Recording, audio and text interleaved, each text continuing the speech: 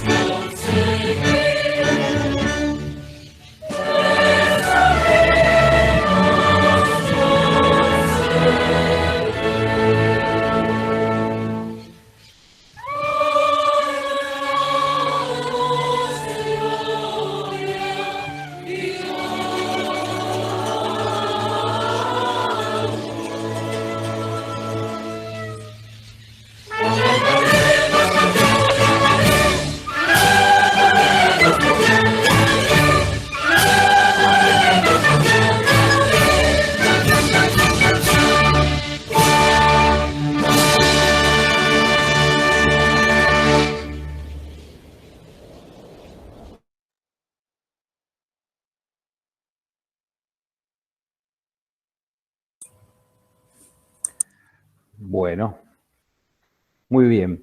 Bueno, estamos dando forma a esta actividad en homenaje, bueno, a la independencia. Para eso estamos acá trabajando juntos el director de la institución, Juan Madariaga, la vicedirectora, la profesora Olga Piñeiro, los profesores Eduardo Jakubovic y Santiago Gada, la presidenta del Centro de Estudiantes, Dayana Tolosa, y uno de nuestros coordinadores de políticas estudiantiles, que se le llama CIPE, ¿sí? El profesor Patricio Balonrat, a quien tenemos el gusto de presentar en sociedad luego de su reciente designación, ¿sí? Y bueno, y quien les habla, Marcelo Zubié. Nos reunimos aquí para pensar, para decir cosas acerca de la fecha, y para comenzar esa reflexión vamos a escuchar al profesor Juan Madariaga. Buen día a todos, a todas. Feliz día de la independencia. Hoy nos reunimos por los 205 años de aquel evento y a lo que nos dio cuerpo legal como nación. A mí me gustaría empezar esta reflexión recordando a todos los que no están. Llevamos más de un año y medio en esta suma de voluntades, un poco en la oscuridad, sosteniéndonos, pero en ese transcurso de nuestra actividad, en ese fragor del hacer, muchas de nuestras familias, muchas familias argentinas, muchas familias del mundo, pero hoy que es un día del nosotros, no quiero dejar de recordar y acompañar en el dolor a todos los integrantes de esta comunidad y de todos los argentinos. Muy bien. Después de todo lo que decimos, hemos escuchado a lo largo de muchos años, se me ocurría que hoy es un 9 de julio muy particular, distinto al del año pasado, donde nos anonadó la sorpresa. En este caso, con un poco más de recorrido, podemos entender que realmente hemos transcurrido desde aquel 9 de julio del 2020 un año histórico. Histórico en el sentido más preciso del término.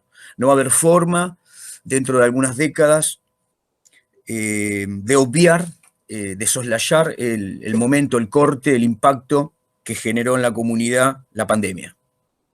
Y también de las respuestas acerca de cómo supimos responder a ese impacto brutal.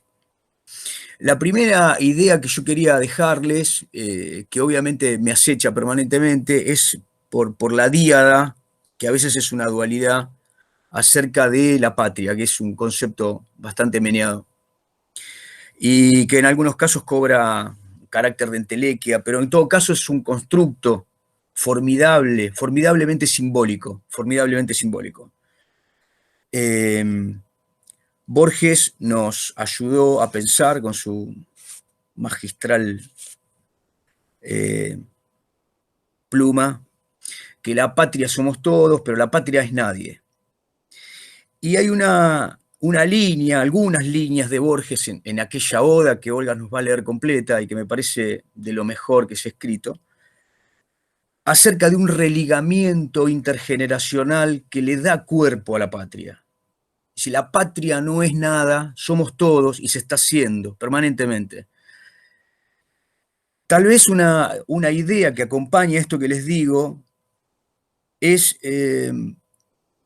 entender que nosotros que somos docentes y que abrazamos a otros para que abracen la carrera y la desarrollen, en parte le estamos insuflando, le estamos transmitiendo el carácter religioso y laico a la vez, aunque sea un oxímoron o aparente serlo, el Estado-nación, que en todo caso es lo que nos contiene desde el punto de vista formal, histórico, tiene una alma, tiene una esencia que es la patria, ¿no? Ese lugar que todo el tiempo entonces construye este nosotros. El Estado Nacional, al secularizar, no delegó algunos patrones simbólicos que quedaron en el Estado. Y la escuela es una especie de altar donde recreamos esta religión, esta liturgia de convocar a otros al nosotros, un permanente nosotros, un nosotros, si quieren, dialéctico. Yo abrazo y creo que es muy bueno que sigamos con este ritual, recreando este ritual, magnífico ritual, que es en todo caso el emblema del cuerpo del Estado-Nación. La patria entonces, bueno, será esta forma de divinización a la que ponemos en el altar, ¿no? No es nadie, pero somos todos a la vez. La segunda idea que quería plantearles es en el fragor de las respuestas acerca de cómo defender la patria o cómo abrirnos al concepto de soberanía, de independencia, de autodeterminación. Hay una idea formidable de Clifford Geertz, ¿no? Es un antropólogo, que plantea una idea controversial, pero a la vez muy interesante. Hay muchas ideologías, muchas articulaciones, muchas estructuraciones respecto del Estado-Nación y su defensa. Pero tal vez algo que nos haga pensar en el nosotros todo el tiempo es entender que no hay ideología más poderosa que la nacional. No hay marco identitario más inescindible que el nacional. Es decir, esto que dice Borges, ¿no? Somos el porvenir de esos varones, ¿no? La justificación de los muertos y la consumación de algo que no sabían, el de estar fundando el ser argentinos. Esta idea de Clifford Geertz, que además de las utopías, además de los imaginarios, además de las representaciones sociales que cambian todo el tiempo, el sustrato del cuerpo nacional existe como una ideología presente, que nos integra a todos y que formidablemente, y agradezcamos que sea así, todo el tiempo compite, puja por distintas formas de defensa, ¿no? Y para ir redondeando, me parece que la tercera idea que quería transmitirles es la de que hoy, en estos 205 años y después de un año muy complejo, yo siento mucho orgullo de estar en este lugar, acompañado por todos los que trabajaron en el instituto, porque nosotros fuimos la patria. Hace un año y medio que fuimos la patria, de la mejor manera. Aunque lo seamos siempre, creo que tuvimos expresiones que actualizaron la patria, ¿no? Ese religamiento intergeneracional del que les hablaba es inherente a la educación, pero en el caso de la pandemia, en esta ecología de la urgencia que generó muchos ecosistemas de emergencia, nosotros supimos actualizar la patria, ¿no? Así que compañeros docentes actualizaron la patria en forma de entrega, de compromiso, de solidaridad, de aprendizaje ubicuo. Creo que hubo en todos una resiliencia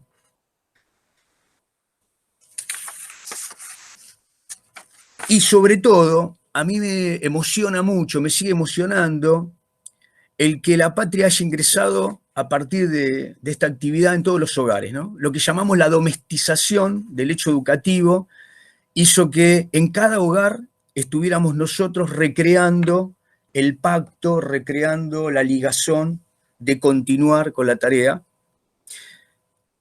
Aunque en lo cotidiano nos parezca un marco ciertamente modesto, no deja de tener una heroicidad que yo quería traer hoy a este 9 de julio.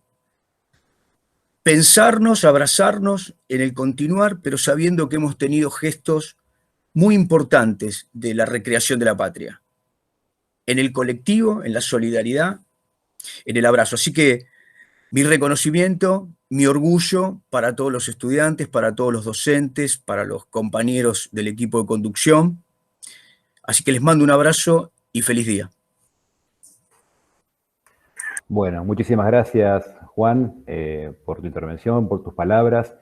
Bueno, retomando esto que vos decías, ¿no? Que de alguna manera el hecho educativo tiene esa indeterminación de lo político, ¿no? De venir y proponer y plantear saberes, conocimientos que nos parecen valiosos, pero que lo que buscamos es qué es lo que van a hacer los estudiantes y las estudiantes con eso que le estamos transmitiendo, ¿sí? Y al mismo tiempo pensar en que ese ritual es un ritual que nuestra tarea nos lleva a reeditarlo en lo cotidiano, más allá de, digamos, de lo efímero de la efeméride, ¿no? Que esa es la etimología de la palabra.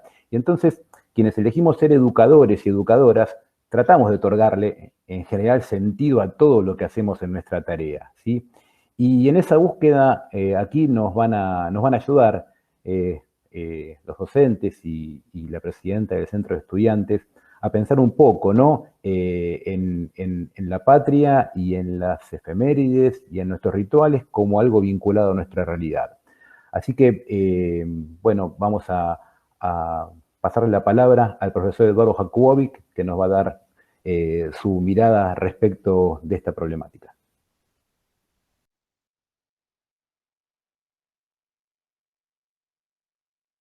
Estás muteado, Eduardo. Disculpas. Buenos días, digo nuevamente, discúlpame. Lo que yo quería decir es, a mí me invitaron a participar en este acto a partir de algunos diálogos y comentarios que habíamos tenido con respecto a un tema de actualidad vinculado al tema de la soberanía, que era el tema de la mal llamada hidrovía o la cuenca del Paraná del Plata. Entonces, el profesor Subier me dice, ¿no te interesa vincular ese tipo de cuestiones al tema de la independencia? Y aunque parezca mentira, nosotros seguimos pensando y preparando cada una de las intervenciones que hacemos, a pesar de que estemos acá hace décadas y décadas y décadas, y siempre tenemos que volver. Y es un ejercicio que es divertido, que es interesante y que es absolutamente vital. Cuando yo me puse a pensar el tema que ha estado medianamente solapado en los grandes medios de comunicación, pero que empieza a ser un tema importante, dije, ¿qué tiene que ver esto con primero con nuestra independencia y nuestra soberanía, y después con nuestra realidad cotidiana? Y lo que traté de pensar es, yo soy historiador, soy profesor de historia hace varios años y me gusta lo que hago, y dije, bueno, ¿cuáles son los antecedentes de este tema? ¿Saben? Primero voy a decir de qué se trata, porque no sé, creo que la mayor parte de los alumnos y a lo mejor algunos colegas no están tan al tanto de lo que se llama la hidrovía. En el gobierno de Menem se decidió que la cuenca del Paraná del Plata se privatice como cualquier autopista y se convirtió un curso fluvial en una autopista privatizada que comienza en Puerto Cáceres, que es el estado de Mato Grosso en Brasil, que pasa por Paraguay y que desemboca en el Río de la Plata. Y por ese lugar, por ese canal fluvial o por esa vía fluvial participan 5 países, aunque gran parte de su curso está en el territorio argentino. Incluye 130 millones de habitantes y varias decenas de miles de millones de dólares de nuestro comercio pasan por esa vía. Entonces uno dice, ¿cuál es la importancia de esa vía y por qué no nos preocupa esa vía? Y uno dice, tiene que ver con básicamente con nuestra economía cotidiana, tiene básicamente que ver con los valores de los productos que consumimos, tiene básicamente que ver con un tema que es el dólar, por ejemplo, uno de los temas que preocupan a gran parte de los argentinos sistemáticamente, tiene mucho que ver con este tipo de cuestiones. Y yo dije, ¿de dónde viene este problema? ¿Cuál es el origen de este problema? Yo traté de ubicar 5 rápidamente, quiero hacerlo porque tengo pocos minutos, pero digo rápidamente quiero hacerlo. ¿Cuáles son los orígenes históricos del conflicto? ¿Cuáles serían los problemas ambientales geográficos del conflicto? ¿Cuáles son los elementos políticos del conflicto? ¿Y cuáles son los institucionales y regionales de este conflicto. Voy a tratar de hacerlo ordenadamente. Cuando hablamos de los orígenes históricos de este conflicto, seguramente a los que estudian historia y geografía les interese más o estén más al tanto, pero para que quede claro, el virreinato del Río de la Plata se constituye en 1776, que sería el origen de nuestro país y de los países del Cono Sur, por un conflicto que se da en ese momento en las costas del Río de la Plata, que tiene que ver con la colonia del Sacramento. Los portugueses estaban instalados en ese momento a 40 kilómetros de la ciudad de Buenos Aires, cosa que preocupaba profundamente al Imperio Español. Para que quede más o menos claro. A partir de ahí uno puede rastrear una serie de conflictos en nuestra historia vinculados a esta región y a esta conflictividad. Muchos historiadores han desarrollado la hipótesis y la teoría de que a partir de la guerra con el Brasil, intereses internacionales, fundamentalmente británicos, influyen muy fuertemente para constituir la banda oriental del Uruguay, aún contra la voluntad de los patriotas de la banda oriental. Básicamente, no sé si todos saben, el padre de la patria oriental, que es Artigas, muere en el exilio y nunca lo dejan regresar porque Artigas siempre pensó que la banda oriental era parte de las provincias del Río de la Plata y siempre tuvo un criterio de profunda integración. Hoy conmemoramos el 9 de julio como el Día de la Independencia. Un año antes del 9 de julio de 1916, en la provincia de Entre Ríos se declaró la independencia de los pueblos libres, que eran las provincias en ese momento de la banda oriental del Uruguay, Entre Ríos, Santa Fe, Corrientes y Córdoba. Para que quede claro, es un largo espacio de conflictividad, nuestro litoral y nuestra salida al mar. Podemos nombrar otro tipo de conflictos, los bloqueos que sufrió el rosismo y la Argentina entre los años 30 y 40, la vuelta obligado, e infinidad de situaciones en ese contexto. Gran parte de los debates que se hicieron en la Constitución tenía que ver con la navegabilidad de estos ríos. Interrumpo acá este tipo de cuestiones históricas para pasar a los otros planos, pero podríamos seguir largamente alrededor de este tipo de cuestiones. ¿Cuál es el conflicto? El conflicto es que esta vía o este canal hidrográfico que incluye a varios países, pero que tiene como protagonista a la Argentina, que le permite salir productos a Bolivia, al sur de Brasil, a Paraguay y a la Argentina, obviamente. Por esta vía circulan decenas de miles de millones de dólares. Y el control sobre esas decenas de miles de millones de dólares está en manos extranjeras. Desde la privatización de Menem de esta vía, se instalaron en la provincia de Santa Fe y la provincia de Buenos Aires 18 puertos privados, de los cuales 14 son extranjeros. Ustedes van a decir, bueno, por lo menos 4 son nacionales.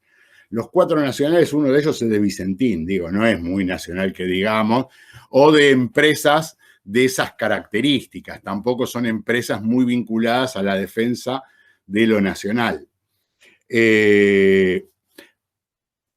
Voy a dar algunos datos, sé que eso no es saludable en un acto, pero me parece significativo. La cuenca tiene 1.700 kilómetros de largo aproximadamente.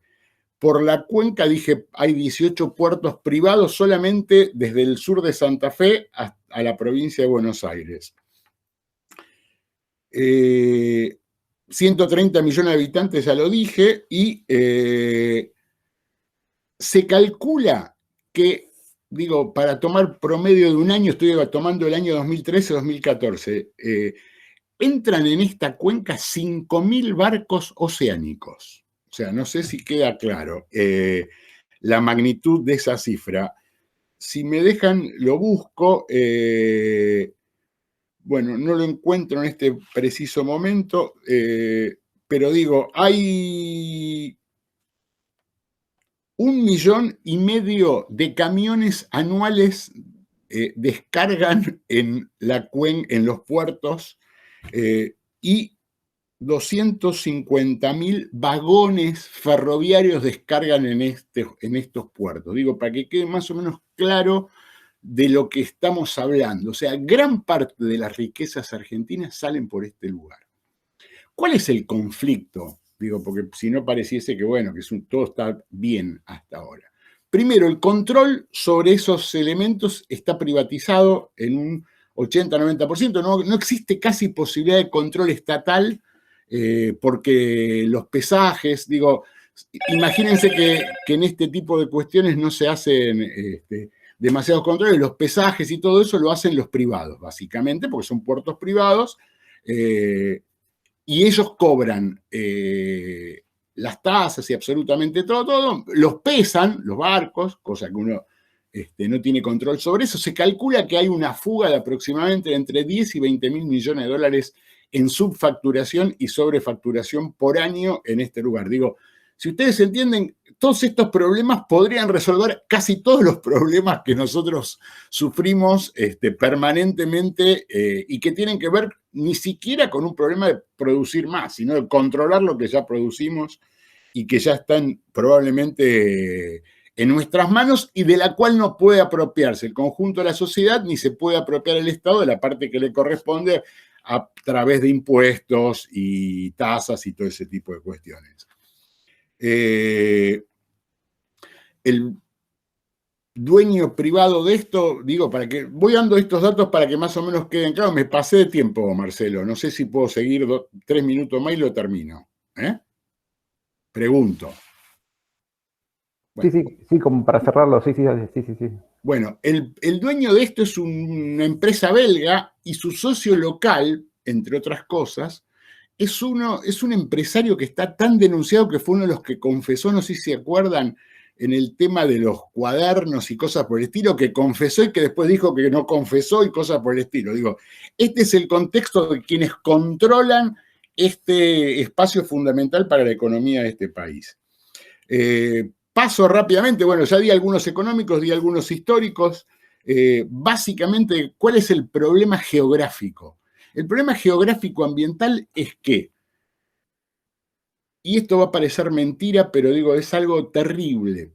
Toda esa mercadería sale después por un canal que se llama el canal Punta Indio. ¿Cuál es el problema del canal Punta Indio? Esto es muy técnico, pero se los quiero explicar porque, digo, cuando lo explique se va a entender. El canal Punta Indio sale a Uruguay y tiene que pasar por el puerto de Montevideo, con el cual todas las exportaciones argentinas y las importaciones argentinas pasan por un canal que tiene que obligadamente pasar por Montevideo, lugar en el cual se pueden facturar, cobrar impuestos y cosas por el estilo que se excluyen del cobro del Estado argentino. Pero acá hay otro problema que lo van a entender y es mucho más grave. Eso hace que desde Buenos Aires, Rosario y todos los puertos fluviales argentinos no haya comunicación directa con toda la costa sur de la Argentina y las Islas Malvinas. O sea, para que quede claro, para que buques argentinos lleguen a Malvinas, para que pudiésemos tener buques argentinos de gran calado saliendo del puerto de Buenos Aires a proteger nuestras costas patagónicas, tienen que pasar ineludiblemente por el puerto de Montevideo, con lo cual pagan tasas en el puerto de Montevideo y una serie de cuestiones que tienen que ver con la entrada y la salida. Nosotros no tenemos contacto con nuestros puertos marítimos desde el puerto de Buenos Aires si no pasamos por Montevideo. Esto se resuelve muy fácilmente, digo, para los estudiantes de geografía esto va a ser muy fácil, con el canal Magdalena. Nosotros hoy se está usando el canal Punta Indio. Si se usase el canal Magdalena, que es una inversión totalmente menor para el Estado argentino, esto podría modificarse totalmente y podríamos tener control absoluto sobre la cuenca atlántica del sur argentino. Digo, para que quede claro cuál es el valor histórico de esto. El puerto de Buenos Aires fue durante siglos uno de los puertos de control sobre el Atlántico Sur. en este momento no se puede ejercer ningún tipo de soberanía sobre el Atlántico Sur, espacio donde hay riqueza ictícola, riqueza petrolera y posibilidad de protección del medio ambiente y de nuestras riquezas ambientales. Digo, para terminar, dejaré de lado otro tipo de cuestiones. Me parece que estos son los debates que vinculan la actualidad y nuestro presente con nuestro pasado y con nuestra historia y con nuestro territorio. Digo, cuando nosotros nos preguntamos ¿para qué enseñamos lo que enseñamos? Juan dijo hace unos minutos, nosotros somos la patria, construimos la patria diariamente. Digo, nuestras escuelas son las que construyen permanentemente, y nuestros profesores fundamentalmente, son los que permanentemente y diariamente construyen la identidad argentina y la identidad nacional. Y me parece que poder desarrollar estas problemáticas hacen fundamentalmente a la construcción de ese ideario. Digo, es terriblemente llamativo que de esto no se hable en los medios de comunicación en la Argentina. Y la única explicación es que no les conviene, la única explicación es que defienden obviamente los intereses de esos puertos, de esas empresas, y que no les preocupa siquiera la protección de nuestro mar Atlántico Sur y nuestras islas del Atlántico Sur. Nada más. Muchas gracias, Eduardo. Bueno, sí, se trata de un tema que nos afecta profundamente y que curiosamente o no curiosamente del cual no se habla, ¿no? Y ahí para pensar un poco en las cosas que se dicen y en las cosas no dichas y en el sentido de aquellas cosas que nosotros tenemos que transmitir en la escuela y en los mensajes, nos va a ayudar un poquito a pensar sobre algunos conceptos el profesor Santiago Gada.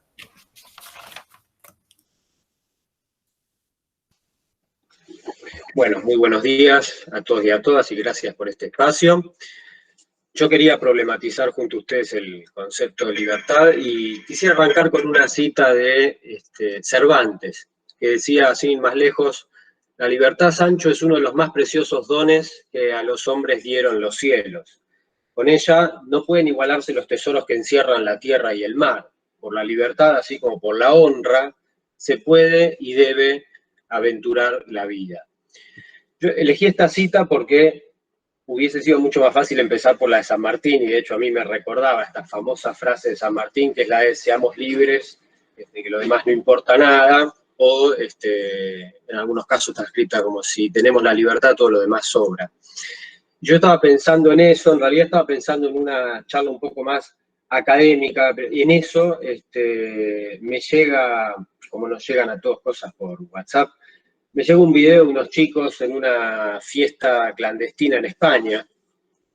Están siendo entrevistados por una periodista, y a mí me llamó mucho la atención y para mí viene a colación sobre una profundización necesaria en el concepto de libertad, que los chicos decían que estaban ahí porque son libres, ¿sí? Y que el que estaba ahí en esa fiesta aceptaba la libertad, y eso implica si quiero me contagio y si quiero contagio a otros también.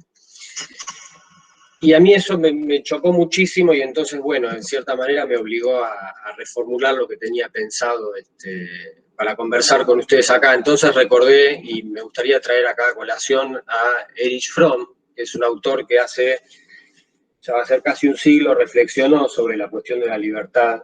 Y en este hermoso libro que es El miedo a la libertad, él se pregunta si la independencia y la libertad son realmente inseparables del aislamiento o del miedo. Él está reflexionando si no existe algún estado de libertad positiva en la que uno es independiente, pero sin considerarse como aislado, sino unido al mundo y a los otros hombres. Foucault, un poco más adelante, piensa en la cuestión de la liberación, un concepto que nosotros estudiamos un montón, nosotros que estamos en el ámbito educativo. El concepto de liberación a nosotros nos recuerda a Freire. Foucault piensa que la liberación es la condición política o histórica para una práctica de libertad, pero la liberación no es suficiente si no nos tomamos el trabajo de reflexionar sobre cuáles son los usos que tenemos que hacer sobre nuestra libertad. Entonces, en esto de pensar las relaciones entre la libertad y la ética, vemos que la ética viene a ser la parte reflexionada, la práctica reflexiva de la libertad. Entonces, el concepto de cuidado de sí, sobre el que nos hablaba Sócrates, implica entonces un reflexionar críticamente sobre qué es lo que vamos a hacer con nuestra libertad. Ahora, para no ponerme demasiado filosófico, yo recién escuchaba a Juan hablaba de patrones simbólicos. Yo creo que si uno mira bien, nuestros consumos culturales, que están llenos en muchos casos de simbolismo, podemos encontrar en algunos casos algunas lecciones sobre esta misma cuestión. Entonces pensaba, por ejemplo, en el cine que a veces consumimos de chicos. Estaba pensando, por ejemplo, en Harry Potter. Ustedes se preguntarán qué tiene que ver Harry Potter con Foucault y la cuestión de la libertad. En una de las películas de Harry Potter resulta que tiene que enfrentar a un monstruo que paraliza a las personas, un basilisco, ¿sí? Que resulta que está oculto, nadie lo encuentra, nadie puede descubrir el misterio y resulta que lo encuentra, el protagonista lo encuentra en las cloacas. Y algunos autores que analizan el simbolismo de esto encuentran que esto emula, digamos, una frase clásica de la alquimia que es "Insterlicinis invenitur". En la mugre lo vas a encontrar, dice la alquimia. ¿Qué significa esto? Que a veces lo que más falta nos hace y lo que estamos buscando está precisamente donde nunca queremos buscar, donde no tenemos ganas de buscar. En definitiva, lo que quiero decir es que, igual que en esta película, el miedo paraliza. El miedo paraliza. Y entonces yo pensaba en San Martín, pero también pensaba en la mayoría de aquellos que hoy consideramos héroes, que los consideramos referentes, aquellos a quienes admiramos porque nos ayudaron a pensarnos como más libres. Pensaba, sin ir más lejos, en Martin Luther King, por ejemplo. Es conocida la anécdota de que el día antes de su famoso discurso, en el que arrancaba diciendo "yo tengo un sueño", Martin Luther King estaba aterrorizado y no tenía ganas de salir, no quería ir. Entonces, mi punto es que estas personas a quienes hoy admiramos, y menos mal, y está bien que las admiremos, pero el punto es no ponerlos demasiado arriba, pues si los hacemos demasiado inaccesibles, no los vamos a querer admirar porque no nos sentimos a la altura, y yo quisiera acá proponerles lo contrario. Juan hablaba de cómo defender la patria, si no me equivoco, fue una de las consignas en las que nos invitó a reflexionar. Bueno, yo creo que estando acá un feriado, sin ir más lejos, corriéndonos un poquito del calendario académico, nosotros estamos de alguna forma confrontando con esta concepción tecnocrática de la academia. Digamos que uno está viabilizando una práctica política posible haciendo esto. Entonces, en esta idea de pensar al docente y al profesional, a los egresados de nuestro instituto como intelectuales críticos, como disidentes, hay una suerte de imperativo moral, ético, ¿sí? En relación a la verdad. Me parece que Eduardo acá nos está enseñando mucho de esto, ¿no? Desentrañando un poco lo que hay detrás de algunas cosas que no salen en las noticias. Me parece que ahí hay un imperativo moral de buscar la verdad. Hay también un imperativo moral en la actitud de hablar con y no solo a los estudiantes. Me parece que acá hay un lindo ejemplo de eso. Tenemos a estudiantes acá, tenemos a ex estudiantes, tenemos a la presidenta del centro estudiante. Y entonces me parece que en épocas en donde el desprecio a la política crece o se pone de moda, convocar a la responsabilidad es indispensable. Entonces yo quisiera cerrar, como empecé, volviendo a San Martín también, a otra frase de San Martín en la que quizá no se hace mucho hincapié y que tiene que ver también con esta anécdota que tomé para reflexionar sobre la libertad. Y es que San Martín decía también que la conciencia es el mejor juez para un hombre libre. Bernard Shaw decía que la libertad implica responsabilidad y que por eso la mayoría de los hombres le temen.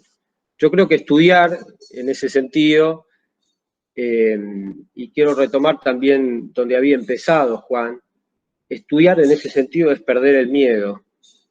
Estudiar es heroico en ese sentido, es ser la patria de la mejor manera. El esfuerzo que yo creo que han mostrado los estudiantes, pero también los colegas, los docentes, el equipo directivo, el trabajo que se hizo en este último año y medio, con aciertos, con errores, porque estamos todos también aprendiendo sobre la marcha, me parece que es una de las maneras más hermosas que ilustran lo que Rivera decía que es el intransferible y perpetuo aprendizaje de los revolucionarios, que es resistir, perder, pero seguir en esto, porque después de todo, la revolución no era un té a las 5 de la tarde. ¿Sí? Así que muchas gracias y adelante. Bueno, Santiago, muchísimas gracias por tus conceptos y creo que no puede haber mejor presentación para lo que sigue ahora, que es que nos comparta sus reflexiones Dayana Tolosa, ¿sí? Hola, buenas tardes a todos y a todas. Realmente hablar después de estos oradores profesores da un poco de miedo, partiendo del miedo de que hablaba Santiago, pero bueno, en el día de hoy estamos conmemorando la independencia. ¿Y qué es la independencia más que un camino a la libertad? Repitiendo lo que dice Santiago. Nosotros actualmente como estudiantes estamos en búsqueda de esta independencia, de esta emancipación, como decía Freire, para poder el día de mañana encontrarnos con situaciones mediáticas como las que nombraron ya los profesores, ¿no? Más hablando desde de la vacunación, de la Cuenca del Plata, hablando de los contagios, de la pandemia. Hubo mucha desinformación, hubo un manejo mediático muy grande actualmente y no existe herramienta emancipadora más efectiva que la educación. Y es lo que estamos haciendo nosotros como estudiantes. Realmente hablar de la libertad me resulta fundamental en este momento, aunque parezca ya reiterativo, ¿no? Hace muy poquito, nuestra vicepresidenta, inaugurando un hospital, dijo que hablar de libertad y que se jodan los demás no era hablar de libertad. ¿Por qué? Porque la libertad no es individual, la libertad es colectiva, como dijo Juan hace un ratito. La patria somos todos. Entonces, hablar de una libertad individual en este momento, y la pandemia sacó a colación esto de una manera muy, que ya pasa de lo metafórico a lo concreto, mostrándonos cómo una persona que se cree libre puede poner mal, para no utilizar otra palabra, a todo el resto, a los adultos mayores, a las personas de riesgo. Y bueno, y ahí es donde nosotros, como estudiantes, como futuros educadores, nos tenemos que parar, agarrar esta herramienta y hacerla propia. Y también está esta cuestión de cómo la modalidad, la virtualidad, dejó muchos compañeros en el camino de esa ansiada libertad.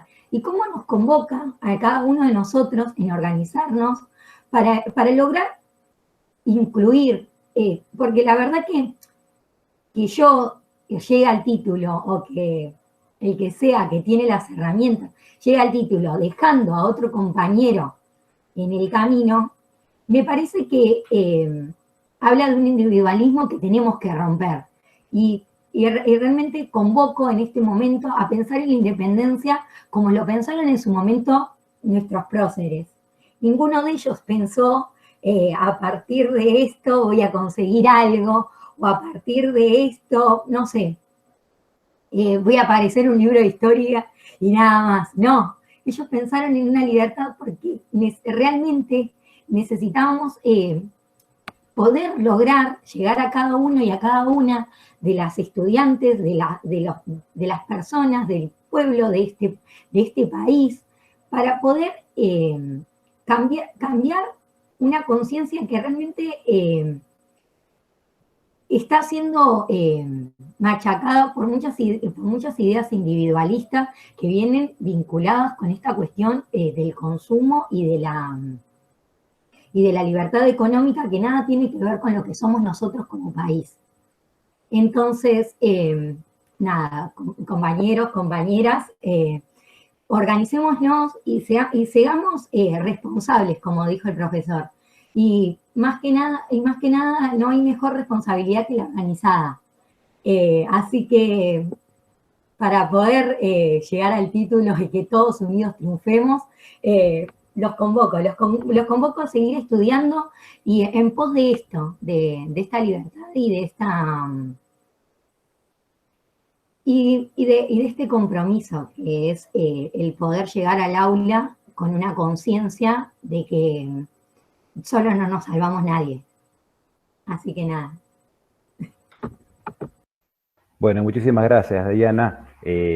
Ahí en esas palabras, bueno, se condensaban en gran parte todas las palabras que vienen manifestando los profesores en este acto, ¿sí? Y mencionaste algo vinculado con los estudiantes y con las dificultades que trajo en este último tiempo la pandemia, dificultades que se agudizaron en todo caso porque la verdad es que, bueno, existieron también desde antes, y ahí es donde creo que aparece la posibilidad de pensar y de compartir alguna reflexión con el profesor Patricio Balonrat, ¿sí? Que fue designado por concurso coordinador de políticas estudiantiles, ¿sí? Es uno de ellos. También está la profesora Verónica Ricartes y el profesor Gabriel Panasiuk, pero Patricio nos acompaña hoy, y ahí tienen ahí una función importante en lo que es consolidar y fortalecer las trayectorias estudiantiles. Así que, bienvenido, Patricio, felicitaciones por estar aquí, y bueno, aquí escuchamos tus reflexiones. Bueno, muchas gracias, Marcelo, buenos días, buenas tardes a todas las estudiantes, todos los profesores, toda la comunidad.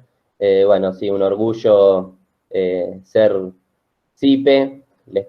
Me quería presentar, bueno, como dijo Marcelo, mi nombre es Patricio Balonrat, soy profesor egresado del Instituto 46, junto con Gaby, con Gabriel y junto con Verónica, bueno, somos los coordinadores institucionales de políticas estudiantiles.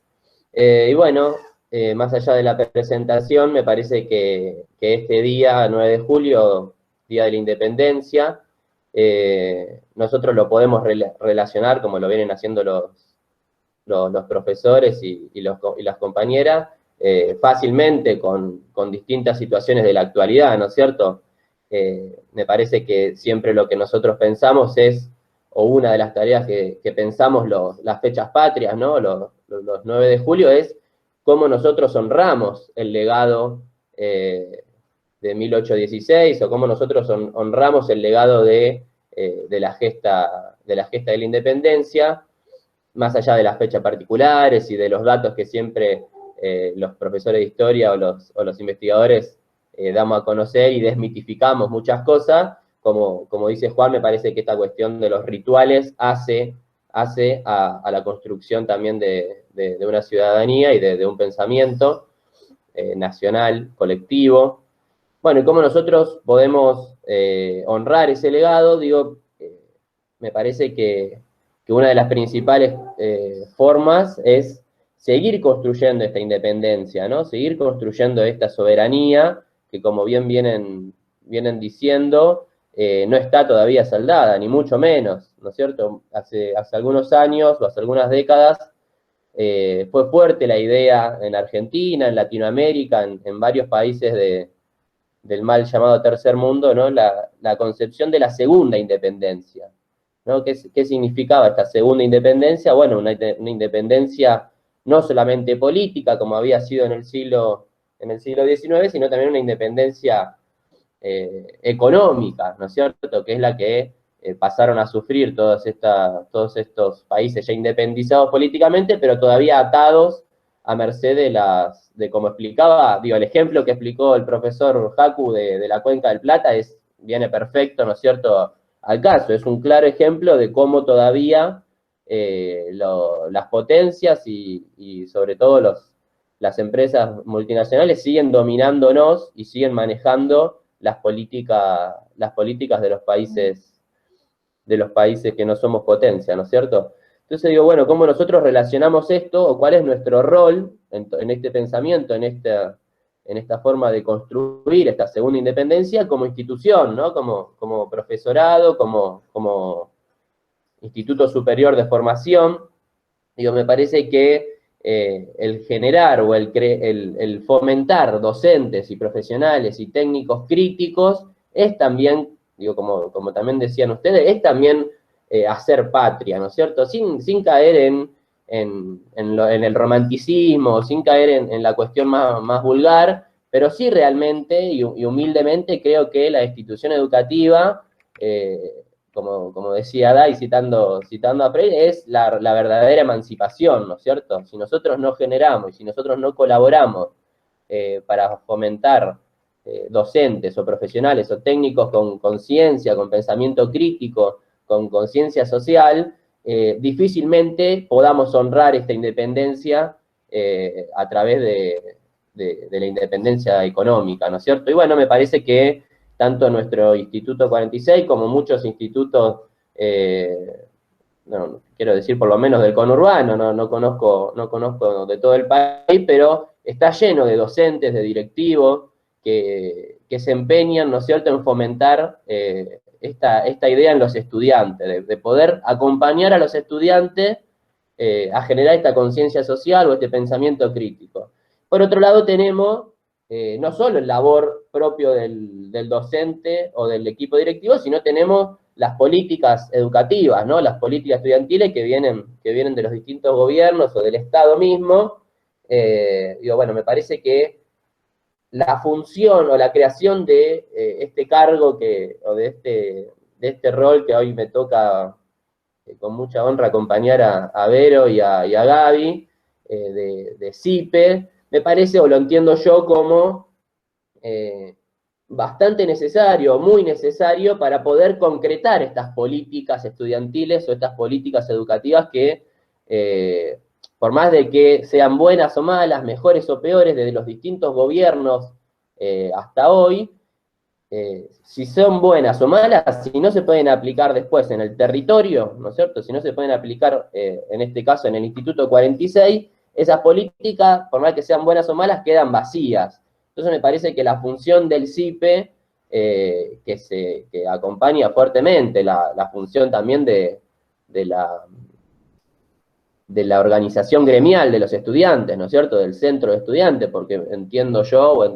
que la función del CIPE es justamente acompañar la trayectoria estudiantil, entonces me parece que ahí tendría que estar acompañado directamente con las políticas del centro de estudiantes.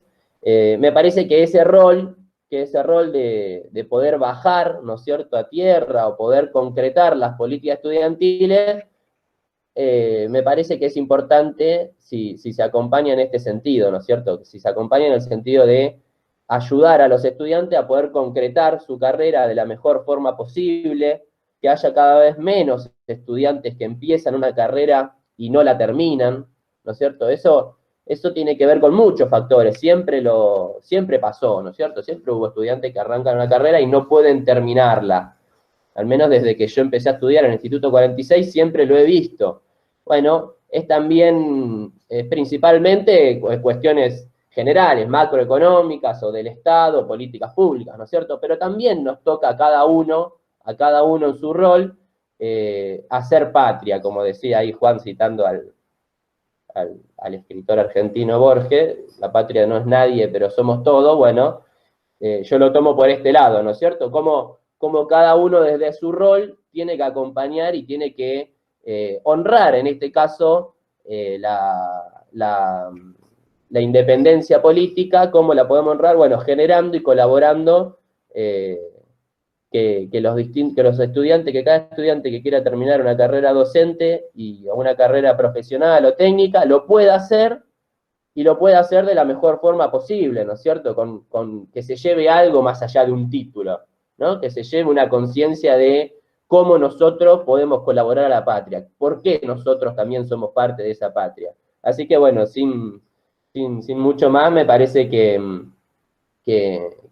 al menos ahí vamos a tratar de poner los esfuerzos con Gaby, que somos los nuevos.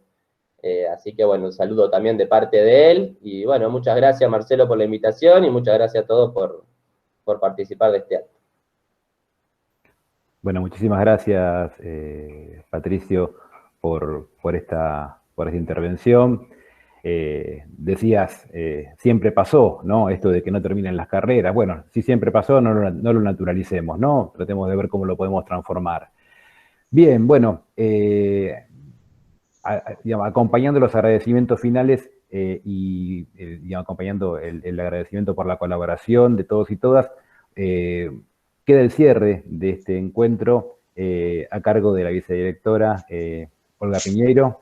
Así que, Olga, todo tuyo el cierre de este encuentro. Bueno, buen día a todos. Voy a compartir esta oda de Jorge Luis Borges, que ya fue citada por el director, ya fue mencionada por ustedes. Voy a compartir esta oda y también agradecerles por este encuentro.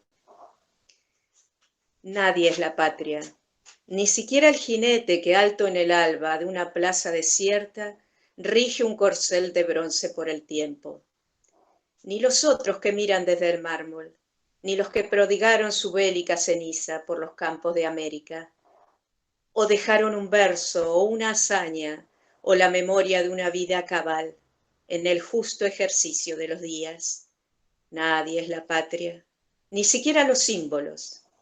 Nadie es la patria, ni siquiera el tiempo cargado de batallas, de espadas y de éxodos, y de la lenta población de regiones que lindan con la aurora y el ocaso, y de rostros que van envejeciendo en los espejos que se empañan, y de sufridas agonías anónimas que duran hasta el alba, y de la telaraña de la lluvia sobre negros jardines. La patria, amigos, es un acto perpetuo, como el perpetuo mundo. Si el eterno espectador dejara de soñarnos un solo instante, nos fulminaría blanco y brusco relámpago su olvido. Nadie es la patria, pero todos debemos ser dignos del antiguo juramento que prestaron aquellos caballeros, de ser lo que ignoraban, argentinos, de ser lo que serían por el hecho de haber jurado en esa vieja casa.